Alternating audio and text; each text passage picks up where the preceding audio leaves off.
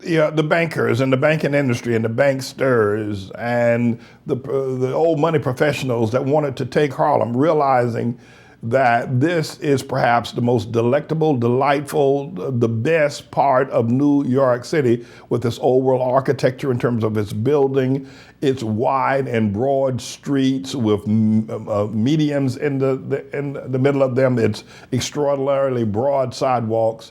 And they came up here to take Harlem in what is in a process known as gentrification. But they realized that if the people of Harlem rose up and opposed them, that they would be weak. They would be feckless. They could not do it. And so they needed to buy off the leadership. And at the time that these decisions were made, David Dinkins was the mayor, had just come into the power being the mayor of New York City. And Al Sharpton was like, well, had just come into great prominence with his fighting of the Jews in Crown Heights. And in spite of the fact that a Jewish seminarian student from Australia was killed in the riots that happened after the death of the young boy, after the Jewish rabbi ran over him with his car, the Jews still paid Al Sharpton $800,000 to quash any uprising against gentrification in Harlem, to give them a clear path. And I know he took $800,000 in cash. It wasn't a check, it was in a suitcase. Al Sharpton walked out of the Cotton Club on 125th Street on the west side with $800,000 in cash. Now, you have to also remember that Al Sharpton also took money from the FBI. The FBI paid Al Sharpton to turn on his drug partners.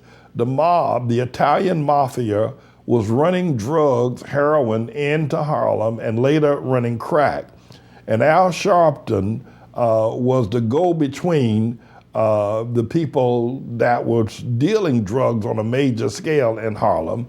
And when it was discovered that Al Sharpton was dealing drugs, the FBI came to him, cut a deal with him that he would, if he would give up the mafia guys that were dealing the drugs, they would not prosecute him, but they would continue to hold it. So they gave him a title of CI7. Now, this is not reporting that I'm doing alone. This was reporting that was done by the New York Post, a credible newspaper in New York for many, many years. I think founded by Alexander Hamilton. The New York Post was founded by him. And they posted up this story about Al Sharpton's dealing with the mob, his drug dealing, etc., not to mention his Tawana Brawley hoax. But he was paid $800,000 at a time he was deep in debt.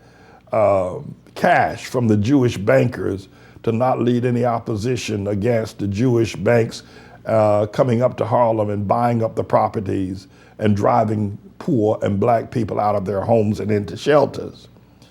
And over the years, the only strong voice that has remained has been the voice of James David Manning. And what we want to pull your coat to, if you will, is to inform you that our church has been under attack by surrogates of Al Sharpton, mainly the Department of Environmental Protection, that now under Mayor Bill de Blasio, who has stated that Al Sharpton is the new Martin Luther King Jr., that he's to be revered as Martin Luther King Jr. was revealed. Bill de Blasio, who's now the mayor of New York City. And the mayor of New York City has sicked the Department of Environmental Protection on us over a $36,000 water and sewer bill, going back to 2002. And they've been trying to foreclose our property for $36,000 when the breakfast program we do in 6 months, we spend more than $36,000 feeding children in the community over a period of 6 months, and we've been doing it for years. But what Al Sharpton is doing and what Bill de Blasio is doing is that they recognize that my voice is a clarion call. It's a strong voice.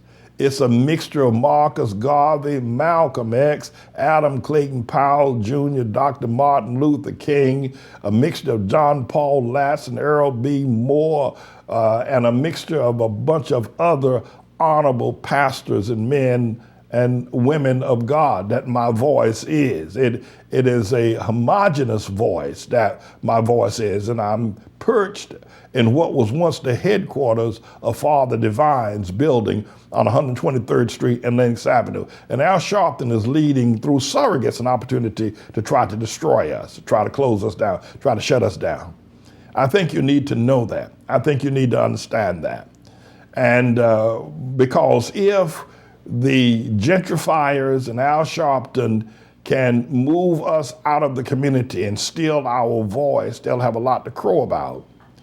And what they're doing is that they're, in trying to shut us down, is using the courts and legalities, structure against, legal structures against, and they're all illegal structures and they're bogus. But here, let me say this to you, that I need you to know this.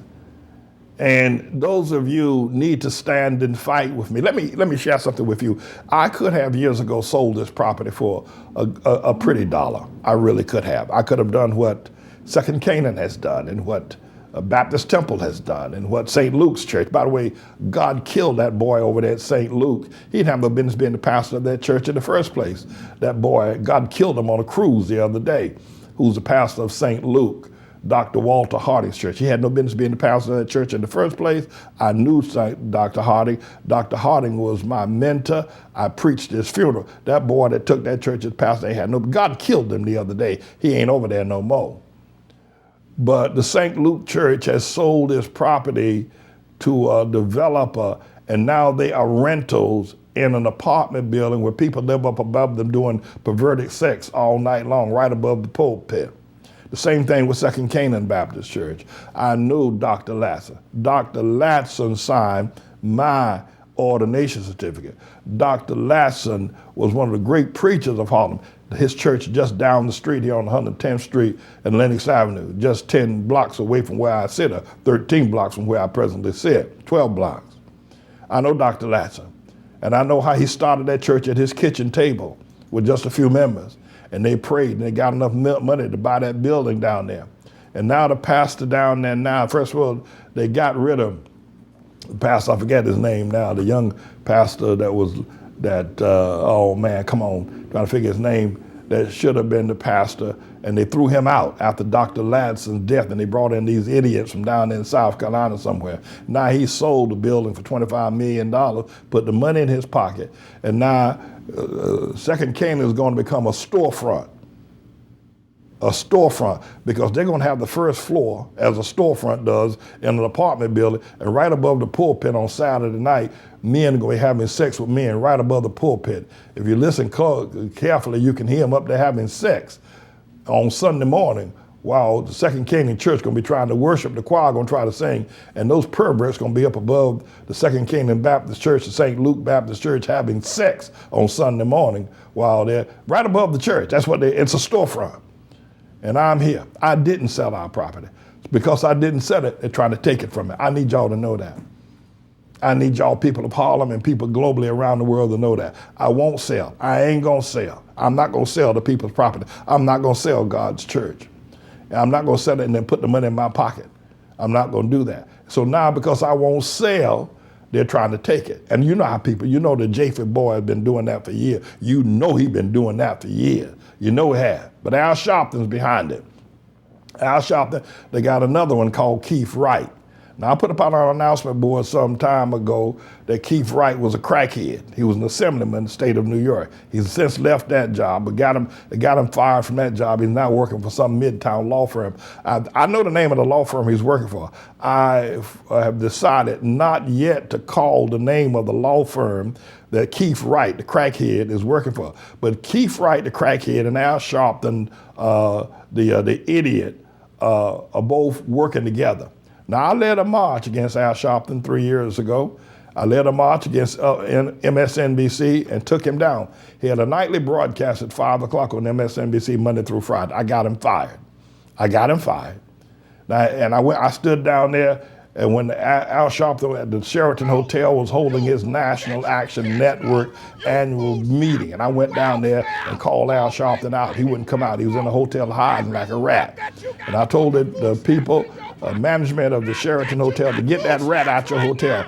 And I put up a sign. The Sheraton Hotel has rats in it. Sheraton Hotel has rats, because Al Sharpton is a rat. He's called Reverend Rat. And Al Sharpton holds his National Action Network meeting down there in the Sheraton Hotel. You got rats in the Sheraton Hotel down there on Broadway, and I called him out. He wouldn't come. They came out and told me he'd gone someplace. They were lying. He was hiding. He was a rat hiding in the Sheraton Hotel. But I want to let y'all know that they're trying to take me down. Now, they're not going to win. They're not. But I need to get the word out. Y'all need to come and stand with me. You need to come and pray with me. You need to, you left me because of Obama. I told you Obama wasn't going to do nothing for you. I told you Obama don't know how to duck back in the alley. Obama never said one word that indicated he was going to do anything to help black people. Moreover, the wrath of God fell upon Chicago, where Obama came from, the very neighborhood. There were nearly 700 young black people, young boys and girls under the age of 21 that were killed. The 8 years that Obama was president, nearly a total of 8,000 black people died. We're talking about boys and girls under the age of 21. God's wrath against Chicago because of Obama. But I want to say to you, he didn't do anything for you. Now, you're going to come over here and you need to come and help me fight. You need to come help me fight Al Sharpton. He ain't done nothing for you. Al Sharpton just want money. That's all that boy wants. Now, you call him to lead a march against the police. He got to have a contract. He said, let me get a contract. You win a lawsuit against the city of New York. I want 50% of the lawsuit.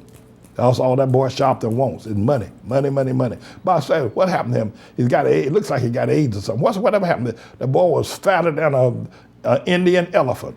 And now all of a sudden he's skinnier than a cobra snake. Al Sharpton, what happened to him? What happened to him?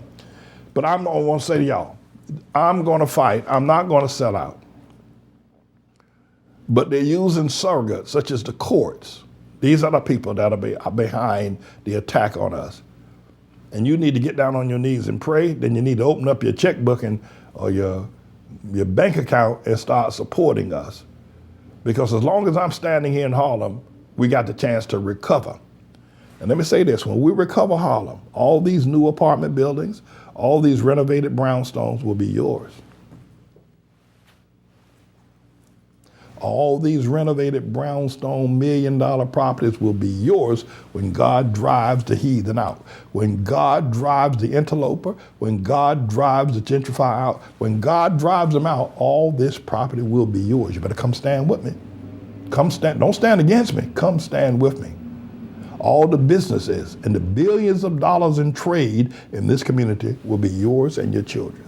I'm James David Manning. I'm here on 123rd Street and Lenox Avenue, the church with the big cross and sign outside. I'm the Lord's servant, and don't you ever forget it. This is a bit of a news blog we do, looking at spiritual wickedness in high places for the most part, making some observations about it and giving people a biblical foundation to the way of interpreting, rather than have Sean Hannity or Laura Ingram or Janine Pirro or Anderson Cooper or Rachel Maddow or Don Lemon, Rush Limbaugh interpret what's going on in the world. You come to me and I'll tell you based on what the Word of God says. They'll just give you their worldly, sinful view. But the Manning Report will tell you what God has said, whether to say yea or nay, whether to go or to stay. You'll be led by the word of Almighty God. Come to the Manning Report on a daily basis to interpret the spiritual wickedness in high places, because there's plenty of it that's going on.